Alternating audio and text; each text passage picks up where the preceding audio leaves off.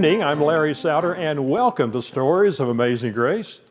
We're coming to you from Bixler Chapel at the Madison Church of Christ in Madison, Tennessee. Thank you for joining us online and being a part of our live audience. Theme scripture comes from Romans 8:38 through 39. I am sure that nothing can separate us from God's love, not life or death, not angels or spirits, not the present nor the future, not powers above or powers below. Nothing in all creation can separate us from God's love for us in Christ Jesus our Lord.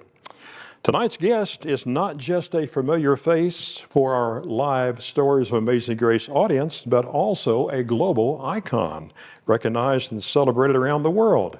His name is A.J. Wolf, but you may know him by his other name, and that is Santa Claus. Santa Claus came to us tonight in his summer Santa Holly Davidson motorcycle sleigh, which is parked in the lobby. AJ's story starts out as a sad boy, but it ends with putting cheer in gear as a motorcycle Santa. And you'll meet AJ Wolf, Santa Claus, right after this.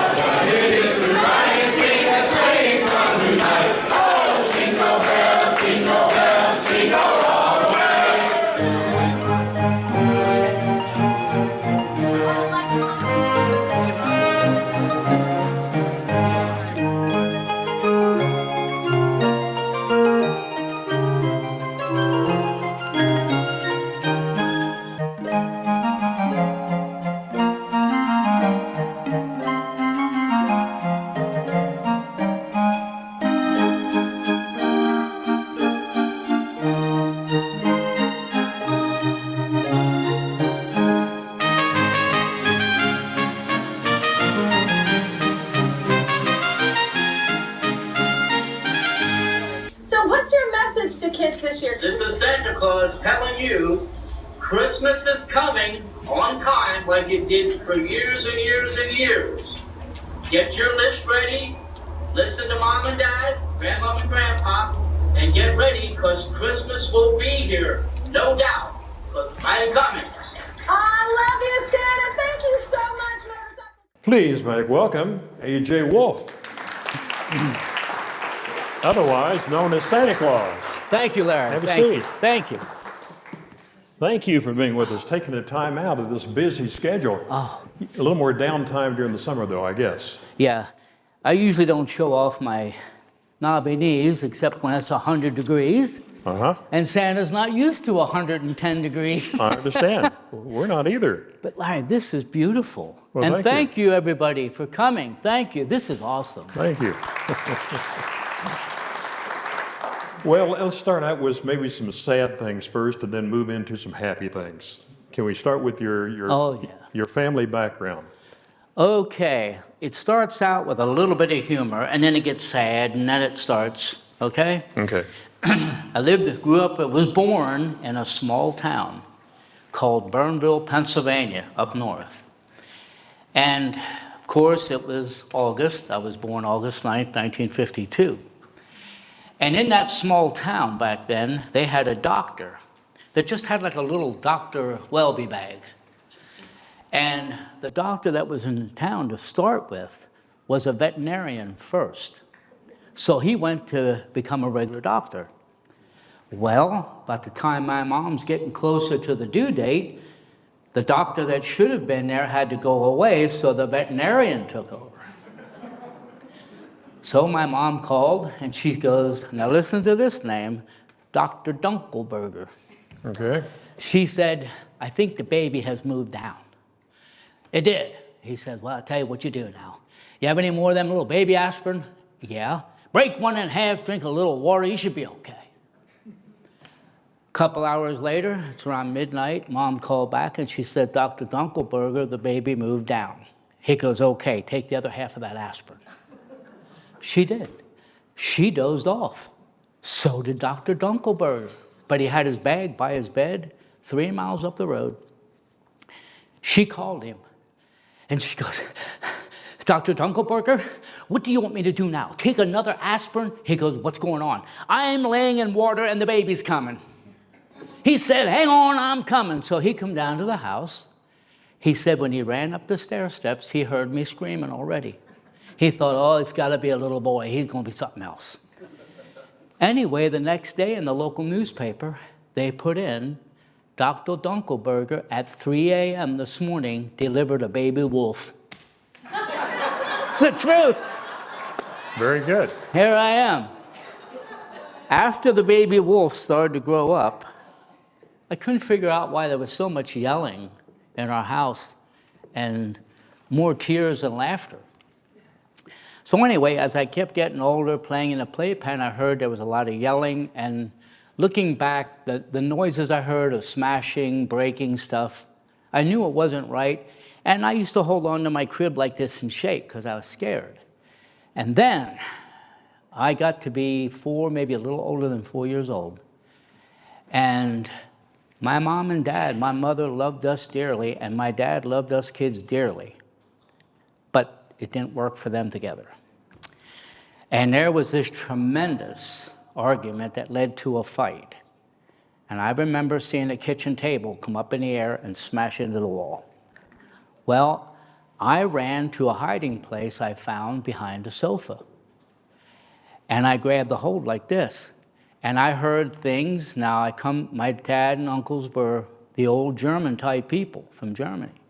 And I could hear them yelling and carrying on, and all of a sudden, I got so scared from the noise that I put my little head down, and I started saying, please, somebody help me, please. They're going to kill me. And I kept screaming and holding onto the couch, and I put my head against the couch, and I started to scream louder because they were yelling, and all of a sudden, seriously, I went like this. I went, huh.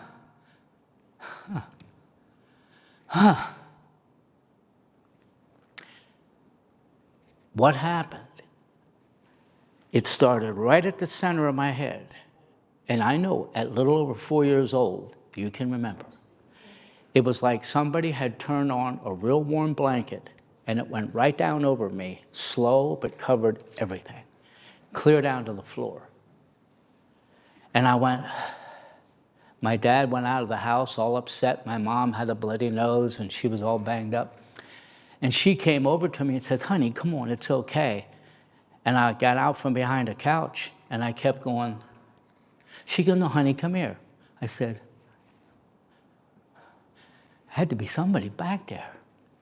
I kept looking. She says, come here. I said, Mommy, look at your face again. Why, what'd you do? She said, I bumped my nose on the refrigerator. I said, well, I'll help you. So I used to help her clean up, right? Now, through that, looking back as I got older, I realized what had happened to me. Because in our family back then, you heard that there was a God, couldn't tell where you'd see him or when, and you heard that he had a son named Jesus. And I was taught to always tell the truth, say a good night prayer to Jesus, and that was about it. So, it wasn't long after that, a lady knocked on our door Sunday morning, and she says, hi, I'd like to take him along with 2 other children to a Bible school class. And I said, what's that? And she says, I think you'll love it. We're going to talk about Jesus. I said, I heard about him, but we're going to see him? I didn't know anything. So I go into the Bible school class, and this teacher's standing there, and I'm looking around, and she says, well, we have 3 new children this morning. Let's start with this little girl. What would you like to be when you grow up? She goes, I want to be a nurse like my mommy. That is wonderful. Ask a little boy, what would you like to be? He says, I know, I want to put pipes together like my daddy in houses. She said, is he a plumber? Yes. That is wonderful. She came to me, I didn't get a wonderful. She looked at me and she goes, well, what would you like to be? And I looked at her and I thought, don't lie, tell the truth, be honest. I said, ma'am, I know what I want to do. I said, because what I want to do, everybody that comes in there is happy. And there's a lot of money going over the counter. The other man's really happy, and he always gives us candy.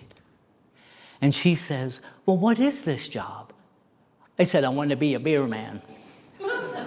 And she goes, oh, what? I said, a beer man. She goes, oh, honey. She goes, there's so many other things. I looked at her and I said, I know that look, ma'am, you don't like me now. She goes, no, no, no, no. Looking back, the expressions in this lady's face. I said, no, you asked me what I wanted to be, and I told you. And I said, everybody is happy in that place. I said, it's right up here, ma'am. She goes, oh, I know where it is. So she tried to talk me into other stuff, and I looked at her and I almost cried. And she said, look, I didn't mean to hurt your feelings. I said, that's okay. I said, you know what? If I become a beer man, I guess I just won't ever see you again. And you hurt my feelings, so I'm not coming back anymore. So that was a minor sad time. Now, I know that God's Spirit, I know that He covered me. I know that now.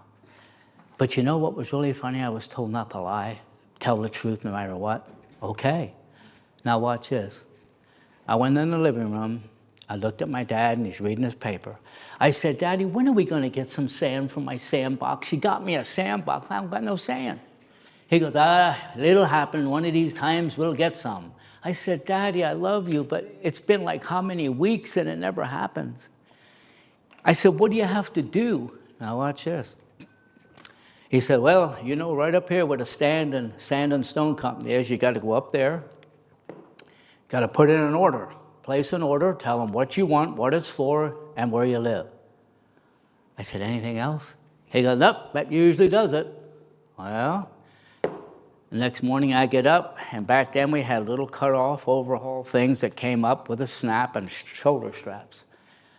My cousin told me, always put your thumbs in there like this and stand straight. Makes you look like you know business. Here I go, about 4.5, not quite 5.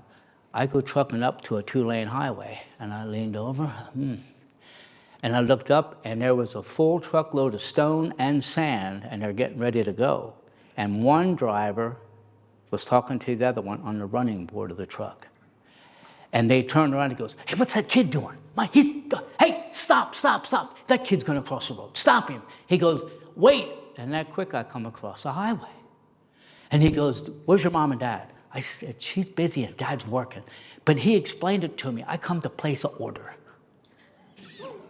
I could see those two fight and keep from busting up. And you're going to place an order? I said, yep, and my dad makes a lot of money. He'll go pay you for this. I said, I live right down that alleyway there, about 3 houses down. I said, I need some sand from my sandbox. The guy looked, he goes, He said, tell you what, back the truck down that alley. I know where he lives. And give him a little sand. I said, he looked at me, he said, now you listen up, little fella. He is going to walk you across this highway, and when you get across, you run down and get out of the alley because he's going to be backing down. Wonderful. Here we go. I go running down that alley, and about that time, my mom came out in the back porch. Our backyard was maybe from here to the wall over there. I heard her yelling, honey, where are you? I said, Mommy, it's okay. She goes, what did I tell you about leaving this yard without me? I said, but Mommy, I talked to Daddy, and I went up to I placed an order for sand. And she goes, didn't I tell you not to lie? I said, but Mommy, I did. And they're going to be coming down. She says, get in the house. About that time, she heard, like air brakes. She goes, what's that noise? I said, Mommy, I placed an order. They're coming down. I had enough of this. Okay, I'll get in the house, but they're coming. And by the time I went up on the porch, she goes, what is going on? I said, Mom, they're delivering my sand. You should have saw her face when that truck backed in the backyard. And the little guy looked, he goes, come here, little boy. How much did you want, man? How much did you say? I said, here's my sandbox. I said, I like to have it full. He said, get back. Well, to a little kid, he reached up and pushed this lever, and whoom, a mountain of sand came down. buried my sandbox. And he said, "How's that, sir?" And I said, "I heard about it. This must be saying heaven." My mom says, "Yeah, and your daddy gonna kill me, he gets home." "How much do I owe you?" He said, "No, it's on the little guy. We already made arrangements." And they took off. But I noticed after the experience in the house with that warm feeling, looking back, whatever God gave me, whatever he covered me, I had a confidence I didn't know about. Because normally I would have never crossed that street. And I noticed that when I saw strangers that I never met before, I used to go like, because of the violence in the house, I didn't know what to think. And you look at some adults, it's like, I don't know him. After this happened, and I'd see somebody new, I'd say, "Hello, sir, how are you?" I had this confidence ever since then, And then later we moved up onto a small farm outside of Burnville where I grew up, and Santa Claus was always a big, big topic in our house.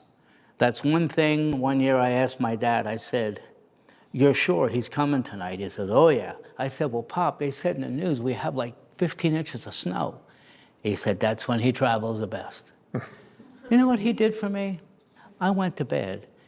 Later I found out he opened the window. We had a porch roof come down like this, and his bedroom was right. He took a rake handle and went like this in the snow, and then moved and did another one. And then he took the handle and made like footprints. And I got up, I said, "Dad, Santa was here. You ought to see the living room." He goes, "I know he was. You ought to see he must have come in low." He said he hit the porch down here and bounced up on the roof. And I looked out and I said, "Will I be able to do that someday?" He goes, oh yeah, your time's coming on quick, so get ready. Here I am. Merry Christmas. Merry Christmas. That's just a little bit, but yeah. Tell us about coming to Tennessee. It was kind of an escape from your family background. What Yeah. are some things that you did? Why did you come to Tennessee to begin with? Put it this way, between maybe 7 and 8, 9 years old, for some reason, I always loved music, piano and guitar. If someone came on TV and they were playing anything, no matter how many kids were there playing with toys, I'd get up and go over and sit in front of the TV. And I'd stare at that and they'd go, "There's something wrong with that kid." Well, later on, we had horses, and I was about 10 and a half, going on 11 at that time. And I said to my dad, I said, "Dad, you're selling the horses, aren't you?" He said, "We have to. Prices to feed is going up, everything." And nope, we're getting rid of all of them. And I said, "Well, isn't the big brown horse King, his name was, isn't he my horse?" He goes, "You could say that. Will I get the money from the horse sale?" "Yep, it's your horse." Well, a cousin of mine bought the horses from us. And he looked at me and he goes, "I heard you want to buy a guitar." I said, "Yes, sir, I sure would." "What do you want for this old horse, and the saddle, and the blanket, and the bridle?" I said, "I don't know, but I know it's worth a lot of money." He goes, let me see, how about if I give you $130 cold cash? I said, "That's really weird, because the guitar I want is $126. He goes, "There you are, horse is mine." I got my first guitar from Sears. Then the other thing, Larry, led to why I left the area. The high school I went to, half of the population was boys and girls from an orphanage. And I thought I had it rough, so did they. Real rough. And they called each other, "We're the homers." He's a homer, she's a homer, whatever. And in the hallway one day, it got to that point where they were pushing kids and into the lockers and stuff. And kid pushed me into a locker one day and took my lunch money and my candy. And he said, "What are you going to do about it?" I said, "Well, you know what, nothing right now, but we'll have this day again." Do you know what I did? I went to the library and I looked in an Outdoor Life magazine. Guess who I found in the back of that magazine? Charles Atlas. How many here remember Charles Atlas? He was a body exerciser. I had a friend of mine, I said, Albert, that's it. Look at the body on this guy. They're not gonna push him around. My dad likes him, believe it or not. I'm gonna order this. He goes, well, how are you gonna look like him? I said, he wasn't born that way. He says he can explain it. Now, till this day, and I'll be 72 next month, till this day, I still do faithfully push-ups between 2 chairs, like that was in his first program he ever sent me. Between that and then dirt bikes, old dirt bikes that were around the area we got, and motocross. And then... And you were also a champion with the straight arm curl? Well, strict arm curl, All yeah. right, let's see a video of Okay, that. sure. We got a short video. You got all 3 already. I mean, all 3, okay. For 3. We're ready if you're ready. Take your time, though. Come on, brother. Come on. You got this. Come on now. You got this. All right, let's get behind him. Here we go. AJ Wolf, 130 pounds. Come on, man. Let's get him up. Let's get him up. Come on, AJ. Come on. Come on.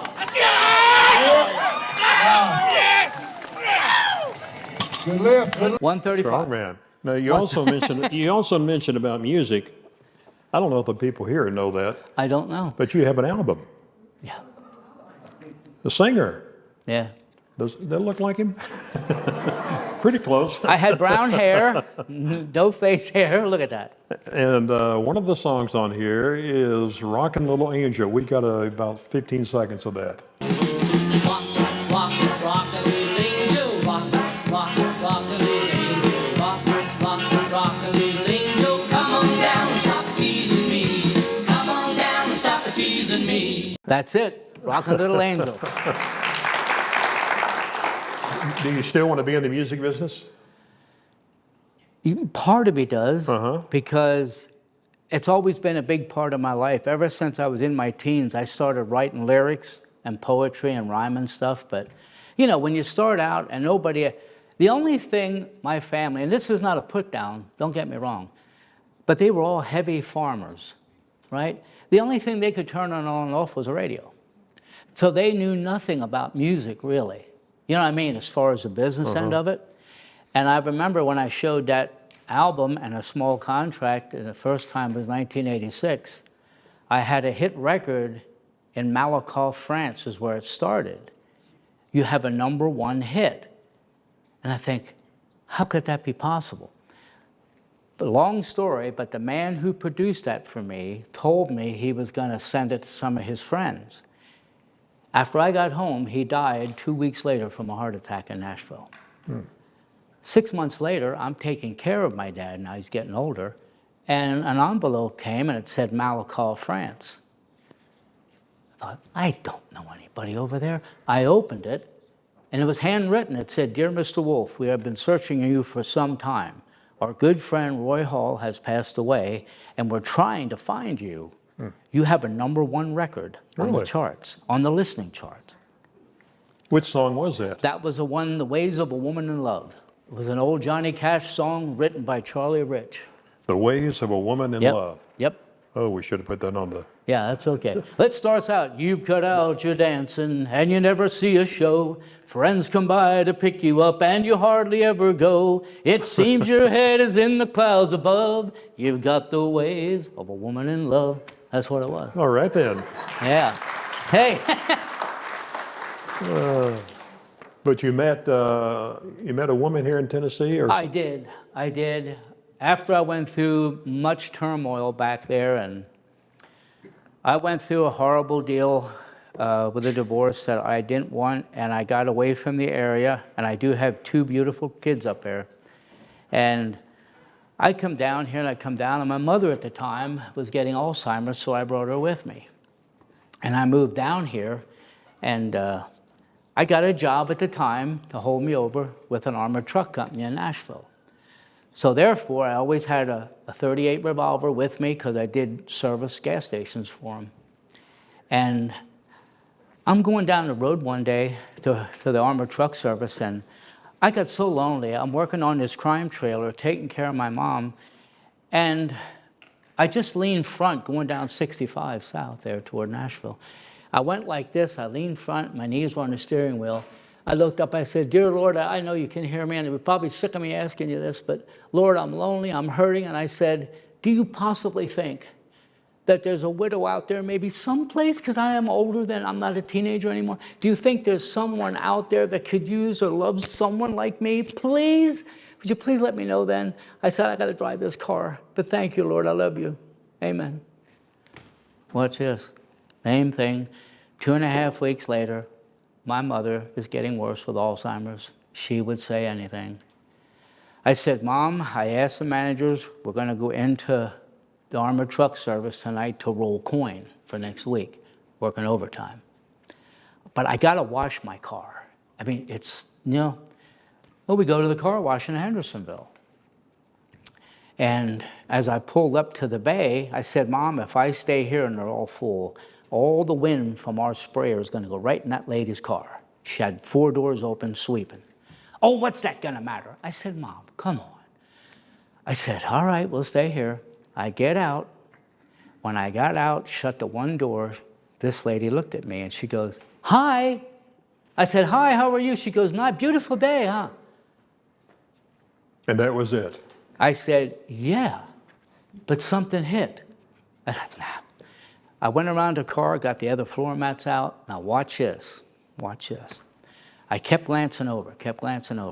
I took 4 quarters out, I laid them on the box at the car wash, all right? Never did I look to make sure that the thing was on off. It was on foam. So this beautiful woman that I've been watching sweep out her car, she goes, have a nice day, I gotta go. I looked at my mom, I said, Mom, quick, I have some brochures in the glove compartment about the crime program. What do you want them for? I said, Mother, this lady's leaving, and I think she's a school teacher because when she had her doors open, there's a lot of books in the back seat. You don't need that. I said, please. Oh, here. I went running up to this lady's car. Jeans, T-shirt, a .38 revolver hanging right here.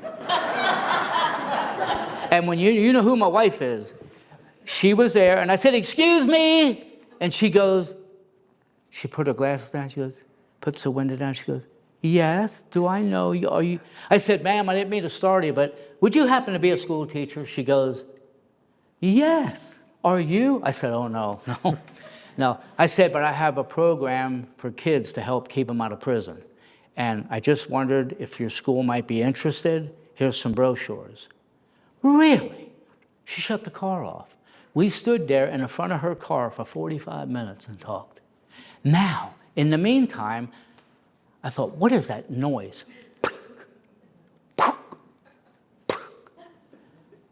Finally, my mom gets out of the car, little old lady, all bent over.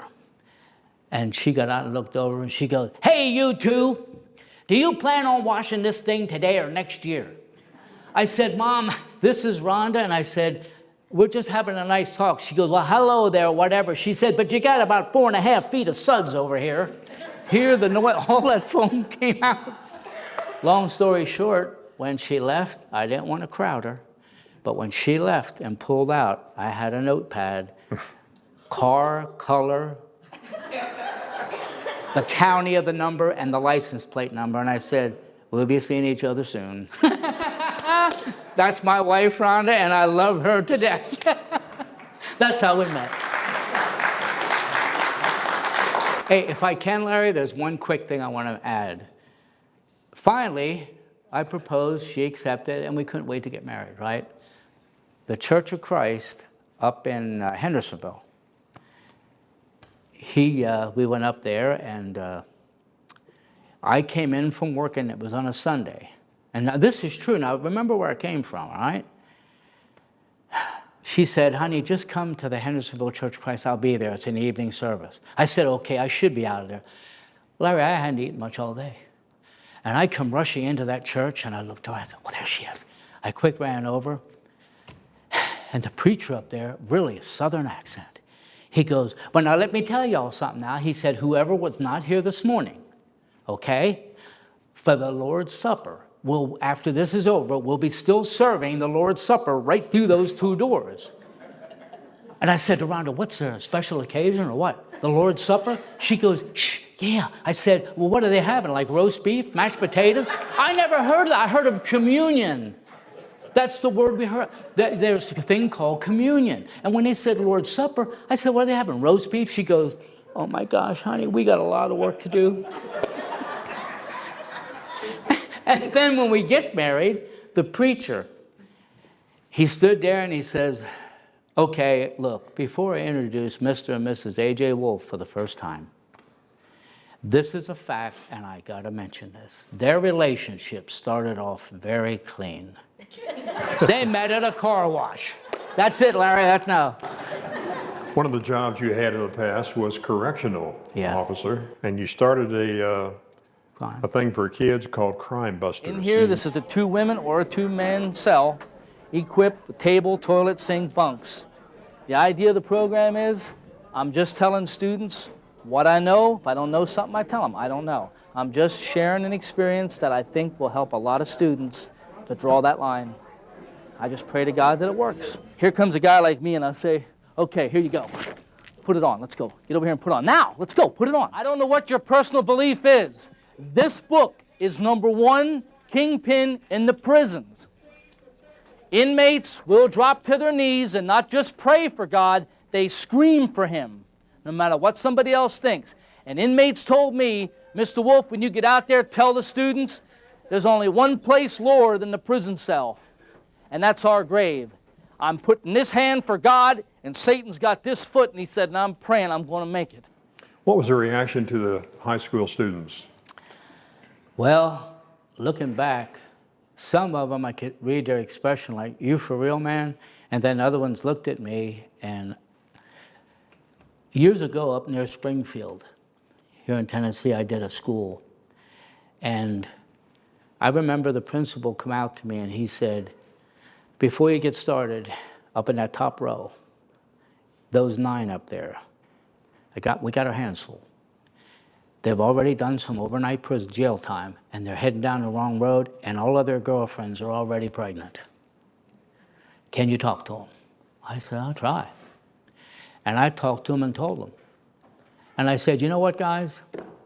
I said, there's still a lot of time you can start to straighten things out. But I tell you one thing, going to prison is like dying. Do you know why? Because you go alone. No matter who your tough buddies are, no matter who your tough girlfriends are, smoking a joint, drinking, whatever you're doing, it's a tough time, we're cool. But when it gets down to the sentencing, and they say, you have 90 days without probation. You think your buddies here are going with you? No. Your mom and dad? No. You got a guy like me telling you when to get up to eat, when to get in the shower, and when there's activity time. And you know what's unique, Larry? When I held that Bible up, I used to tell them, in a prison on good behavior only, you have activities. You go to the gym, go out in the yard, go to GED class, and Bible study. Do you know that the most popular thing was, no matter how tough they wanted to be, we would hit an intercom switch, because where I work was indirect supervision or indirect touch. We couldn't touch them in a booth. We'd hit an intercom and go, listen up, guys, listen up. 5 minutes, get ready, you got Bible study up, line up at the door. You'd be surprised how many lined up. And then they'd come walking down, and every now and then, Larry, one would come up like this, he'd hit the door in the control booth, he'd go, yo, Mr. Wolf, man, you come here, man. I said, what's going on? He goes, you know what, I gotta get out of here. He said, the chaplain made me cry today. I said, really? I said, you better listen to him. I said, and then I went up. Every couple days we had to shift positions, you know, in the prison. They put me upstairs in the psychiatric unit in the second tier of the prison. This was like 24-hour lockup. And by this time, we probably had 6 boys and 2 girls that were in there for school shootings in the eastern part of Pennsylvania. And I saw him come in there, and I saw these kids crash, scream, cry. And I'm sitting there one day, and there was a spiral staircase going from the second tier to the first tier of the prison. The guy down below, we could talk to each other pretty easy. He yelled to me, "Hey, Wolfie, I got a question for you." I never heard him. He goes, "AJ." Nothing. He come up that spiral staircase and he went, clapped his hands real loud. He goes, "Hey, wait, what are you doing?" And I said, "How long you been there, John?" He goes, "You don't look so good." I said, "John, I just saw something. I can't explain it, but I got to see the chaplain." They relieved me for the day there. I went to see the chaplain. I told him what happened. He said, "AJ, my grandfather was a preacher. My dad was a preacher, and I am. What you saw, in your mind, you were screaming out and said, this is not humanly normal for kids to take guns into school and start killing each other. Please, is there anything anybody can do?" And that's when I didn't black out, but it was like a foggy image. And you know what I saw? How many years ago was that? I saw what you all are seeing today. It showed me like arenas were filled with teenage kids in leg irons, cuffs, belly chains, and jumpsuits. Because all it ever got was talked about how to stop it, but it never got stopped. When I moved to Tennessee and I kept pursuing this program, a guy in Hickory Hollow walked up to me, and he was a chaplain. He says, "I don't want to rain on your parade, but do you have about 30 seconds? I said, "Sure, sir." He goes, "This is pretty powerful." I said, "Yeah." I said, "I'm trying to get to them before they ever get arrested." "You want me to tell you something? You're about 30 years early." And this was right around 2000. I said, "Well, I saw something one day that if we don't find out a way to hook God and Christ into this problem and get them to believe and understand, we're going to have a mess on our hands." And the time period that was seen when all this was about 30 years from that time, and that was around 1997, 98. Where are we today? What do we have? And I grew up with guns. We all hunted and stuff. And when people ask me, "What do you think of they ought to sign a bill, get these guns out of here?" I said, "You know what? There's one question I asked, especially the younger 7 through 12. I'd say, how many here go into a Walmart store? All of you. How many go to a sporting goods store with somebody? Okay. Can I ask you guys a question? Did you ever walk through a store and you go, oh, over here's sporting goods, they have guns. And did you ever see when you walk past, a door opens by itself and a gun comes out and goes, did you ever see that? No. The gun is harmless until the wrong hand gets it without the right education. Anything can be a weapon. And when you work in a prison, and I got on day shift. I did not want day shift, but that's what they gave me. And I don't have time today, but when I saw the amount of things that inmates make weapons out of, shocking. And your program did a lot of good. Before we run out of time, let's talk about your Santa sleigh out there, how that come about, your Santa motorcycle. Okay. Like I said, I'll be 72. It's 10 years ago, a little over. We had a friend of ours, relative of Rhonda's, was in the hospital. He was real sick. Rhonda, being a school teacher, brought the crud home, and I got sick. Not real sick, but I didn't shave for a few weeks. Here come our first little granddaughter in the South, little Henley. She come running in, and she jumped up. She goes, "Hi, Pop-Pop." I said, "Look at you, baby. You're beautiful." She goes, "Pop-Pop, everything you have is white." I said, "You know what it is?" She says, "You're going to let it grow?" And I said, "Yeah, really long." She goes, "That's the wheels are spinning now. If you're going to do that, could you please be my Santa Pop?" I said, "Yep." Well, out there's a result of saying yep. She ran out to my bike, squatted down at the front wheel, and she goes like this. She goes. She went to the back end, and she goes. I said, Henley, you see something, don't you? She goes, shh, almost done. She went back to the front, and she goes, I'm done. She said, Grandpa, I know that you can do this, Pop. You need to turn this, please turn your motorcycle into a reindeer with real high horns and a sleigh so where us kids can get in for pictures. That's it. That's how Santa started. And as you can tell, over the years, I keep adding, making it. And somebody asked me the other day, you going to add to it? I said, I can. I'm out of motorcycle. Where else to go? We've got some pictures. There's the whole thing. Yeah. And we have some individual shots here. That's the front end on the left, upper Yep. left, correct? There's a story behind that. You know, one guy at the bike shop, he looked at that little old lady doll, and he goes, hey, James, mechanic, he goes, come here. How well you know this dude? He goes, why? How many guys you see have an old lady doll on the front of the light? So they asked me, and I said, well, Rhonda found that for me a couple years back in a store, and believe it or not, before my mother passed, my mother looked just like that doll. So she bought it, and she used to ride with me. And before she passed away, she said, listen, I already talked to him. I said, really?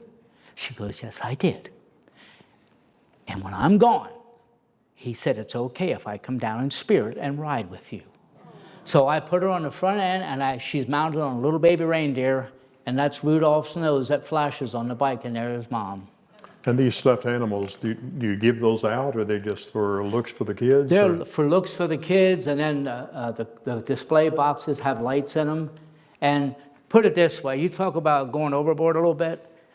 I was telling somebody out here today that the way you see the bike right now, it took 81 batteries to load that up, AA batteries.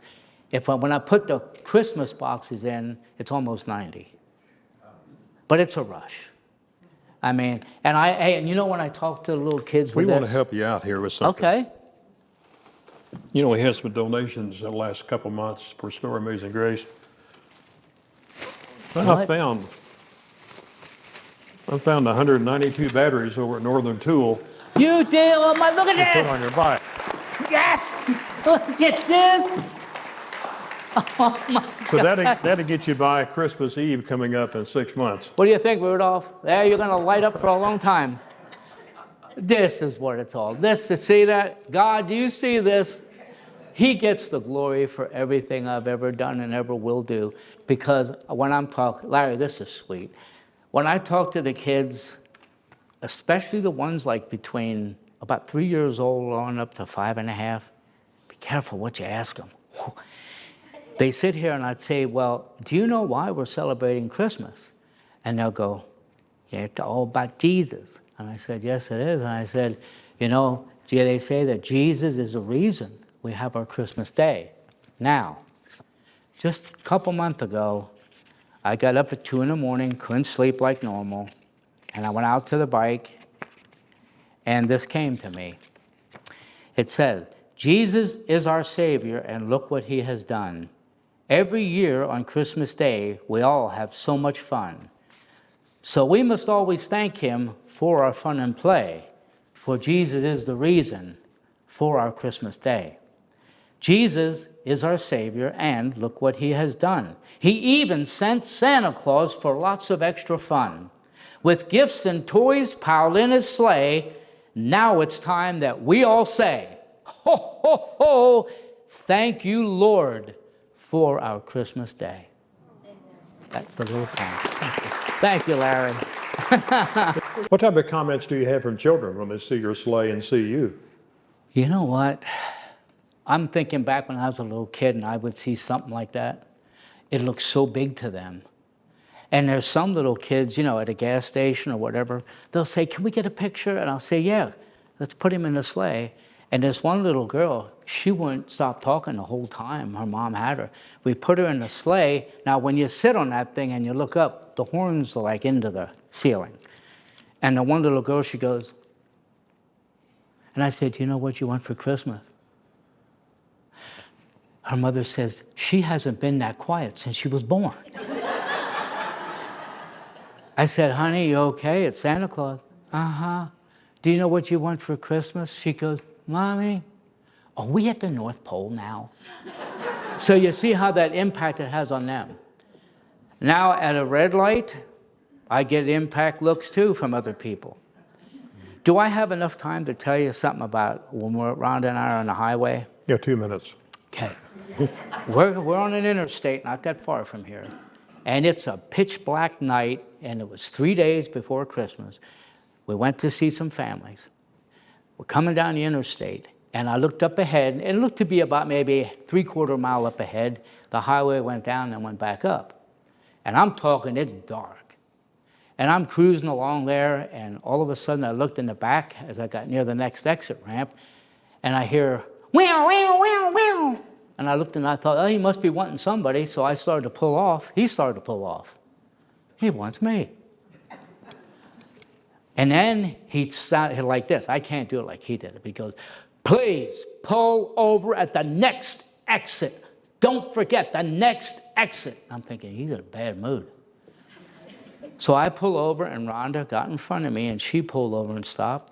So I got like side saddle on the bike, and all I tell you was a state trooper. And he's not getting out, and after a while he gets out, and I'm thinking, oh man, he didn't sound happy. He come walking up, but he stayed a distance from the bike. And he looked over at me, he goes, hey Santa, I love what you're doing, can we talk? I said, okay. Here what it was, we only have a short time. I put LED lights on the horns at the top, and they were different colors, and I had several blue ones on each side. I didn't know, and when they were on a flash sequence from a distance, he thought it was another unit.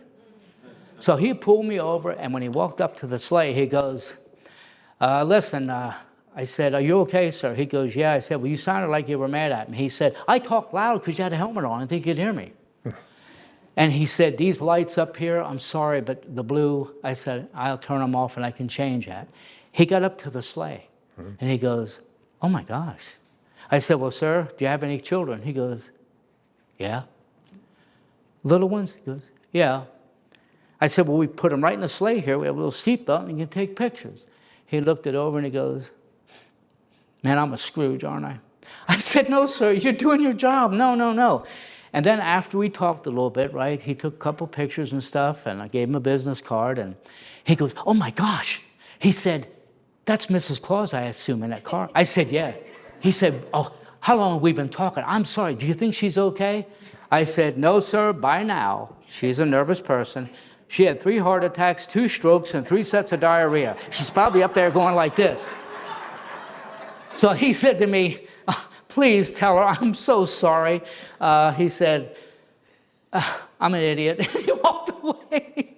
But that's some of the response we get on the highway. Thank you for sharing your story. Thank you all very much.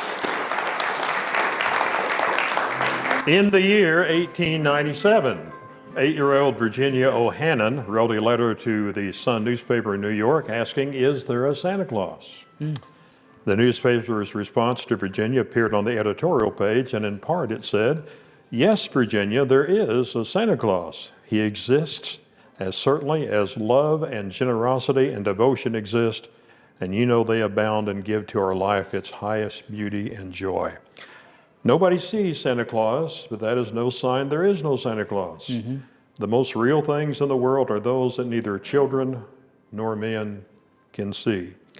And I might add that Santa Claus is not in the Bible, but there are a couple of scriptures that highlight his attributes and characteristics. In 2 Corinthians 4:18, there is far more here than meets the eye. The things we see now are here today, gone tomorrow, but the things we can't see will last forever. And then in 1 Corinthians 13, the love chapter, the last verse, and now these 3 things remain, faith, hope, and love, but the greatest of these. You know, love. Larry, to help in ending with this, I always do explain to the children, depending on their ages, I said, look, you're going to have trouble, you're going to have sad times. And I said, remember, now some of your lists are not 3 or 4 items. They're like, 10, 15 things. And I said, now, Christmas morning, if you open all your gifts and you didn't get something you really wanted, no sadness. Tell your mom and dad when they get a chance to write it down what you didn't get and put it on next year's list. And I said, and don't you forget this. Jesus, right, is the reason for the season. God's Son, Jesus Christ, died for us, okay? No matter what we do, we can have all the fun on this earth we can have. But guess what? He gets all the glory, and don't you forget that. Thank you for telling your story. Thank you. Thank you all very much. Thank you for being with us, and take time this week to share your story of amazing grace with someone. And thank you for being with us in our live audience. We'll see you next month on Stories of Amazing Grace. Thank you, Santa. Thank you. This is great.